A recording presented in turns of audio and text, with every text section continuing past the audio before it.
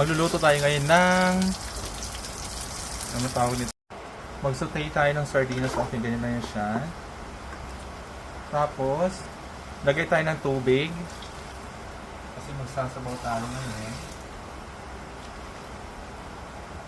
Lalagay tayo ng asin. Actually, mga 6 na ganito yung nilagay ko. Lagay tayo ng asin. Okay. Huwag natin lagyan ng pampala. Konting magic sarap. Ito yung ilalagay natin. Tawag sa amin udong. Or dito naman udong yata yung pagbigkas. Udong or Mickey. Pagka ganyan na, pwede natin ilagay itong udong natin. Pwede naman kasi hindi kumukulo muna siya. Kasi nga, lulutuin pa naman natin yan.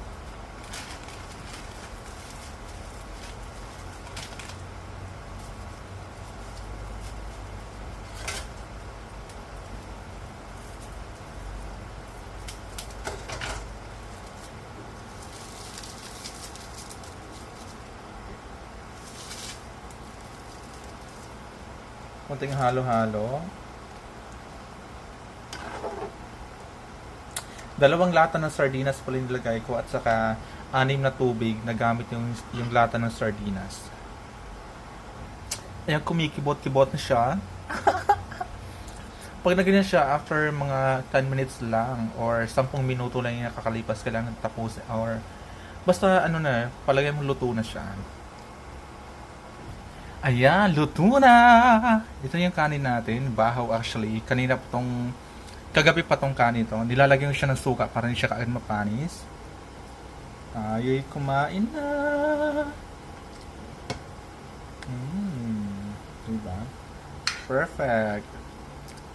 Perfect na perfect. Kuha tayo ng laman. Oh.